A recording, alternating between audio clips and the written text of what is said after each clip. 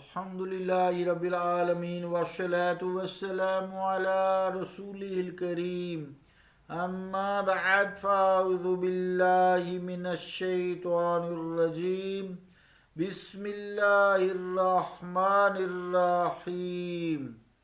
عزیزان گرامی قدر، السلام علیکم ورحمۃ اللہ وبرکاتہ۔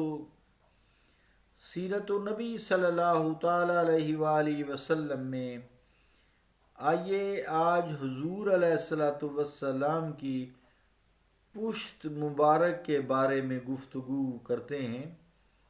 اس حوالے سے امام احمد رحمۃ اللہ علیہ مقرشکابی رضی اللہ تعالیٰ عنہ سے روایت فرماتے ہیں کہ نبی کریم صلی اللہ علیہ وآلہ وسلم نے جعرانہ سے عمرہ کی نیت کی۔ فرماتے ہیں کہ میں نے حضور علیہ الصلاۃ والسلام کی پشت مبارک کو دیکھا، یوں معلوم ہوتی تھی جیسے چاندی کی ڈھلی ہوئی ہے۔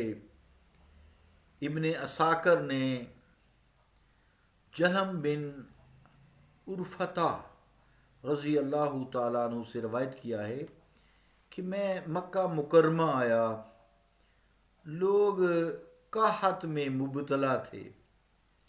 سارے قریش حضرت ابو طالب رضی اللہ تعالیٰ عنہ کی خدمت میں حاضر ہوئے اور فریاد کنا ہوئے، اے ابو طالب،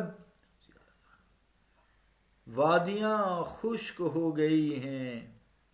اے ابو طالب رضی اللہ تعالیٰ عنہ، وادیاں خشک ہو گئی ہیں، جانوروں کے لیے سبز گھاس کا تنکا بھی نہیں ہے، گھروں میں اہل خانہ سخت بھوک میں مبتلا ہیں، چلیے اور اللہ کی جناب میں بارش کے لیے دعا فرمائیے۔ حضرت ابو طالب رضی اللہ تعالیٰ عنہ روانہ ہوتے ہیں۔ ان کے ساتھ ایک نوجوان تھے جن کی صورت بڑی منمونی تھی، یوں معلوم ہوتا تھا کہ بادل کو پھاڑ کر ابھی سورج نمودار ہوا ہے۔ ابھی سورج بادل کو پھاڑ کر نمودار ہوا ہے۔ شمس الضحیٰ بدر الدجا نور الہدا کاف الورا صدر الاولا۔ تو ان کے ارد گرد بھی چھوٹے چھوٹے بچے تھے۔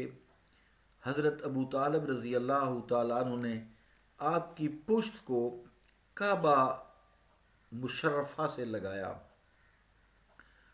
اور ان نوجوان کی انگلی کی طرف اشارہ کیا۔ اس نوجوان نے اپنی انگلی سے آسمان کی طرف اشارہ کیا۔ اس وقت آسمان پر بادل کا کوئی چھوٹا سا ٹکڑا بھی نہیں تھا، کوئی آثار نہیں تھے بادلوں کے۔ اسی وقت آسمان کے چاروں طرف سے بادل نمودار ہونے لگا، بادل ادھر ادھر سے اکٹھے ہوئے، سارا مطلع ابر آلود ہو گیا اور پھر بارش برسنا شروع ہو گئی۔ تو ہر طرف ہی پانی نظر آ رہا تھا، وادیاں بہنے لگیں اور زمین سرسبز ہو گئی۔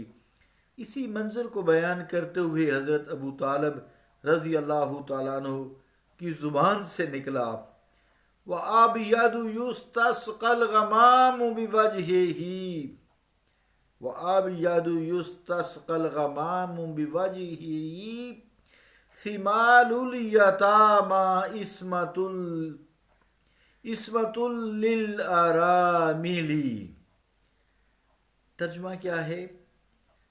یہ سفید رنگت والے، ان کے منموہنے چہرے کے طفیل بادلوں کا سوال کیا جاتا ہے، یتیموں کے نگہبان اور بیواؤں کی عصمت کے محافظ ہیں۔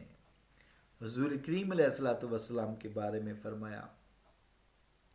حضور کریم علیہ الصلوۃ والسلام نے جیسے ہی اشارہ کیا جل تھل ہو گیا، بادل گھر کے اسی وقت آئے، آسمان پہ پہلے نشان ہی کوئی نہیں تھا. پشت مبارک لگایا، خانہ کعبہ سے لگائی اور انگلی سے آسمان کی طرف بس اشارہ ہی کیا. نہ جانے کیا دعا کی اپنے رب کی بارگاہ میں.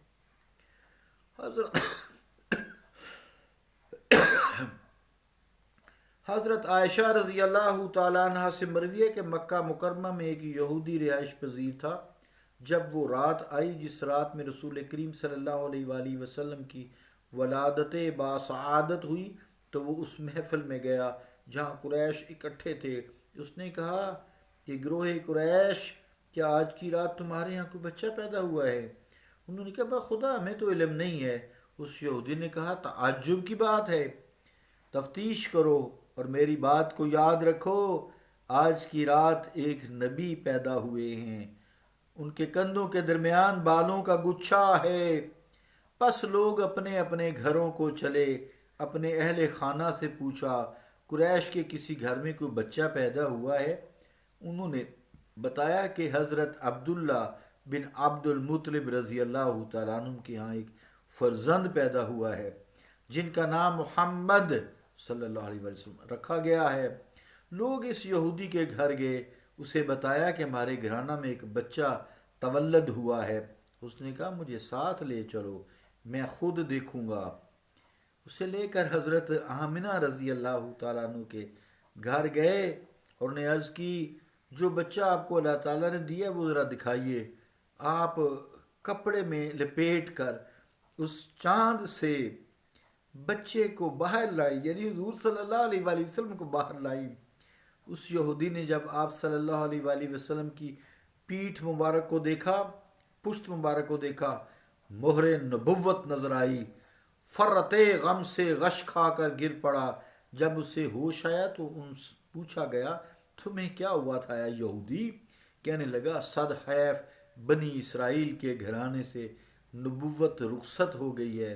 اے گروہ قریش، بخدا اس مولود مسعود کی سطوت کا ڈنکا مشرق و مغرب میں بجے گا.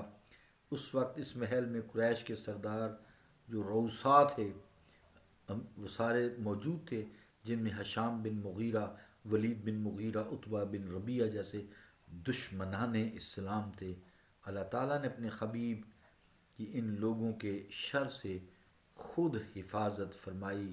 صلی اللہ تعالی علی رسول خیر خلقہ محمد وعلی آلہ واصحابہ اجمعین برحمتک یا ارحم الراحمین.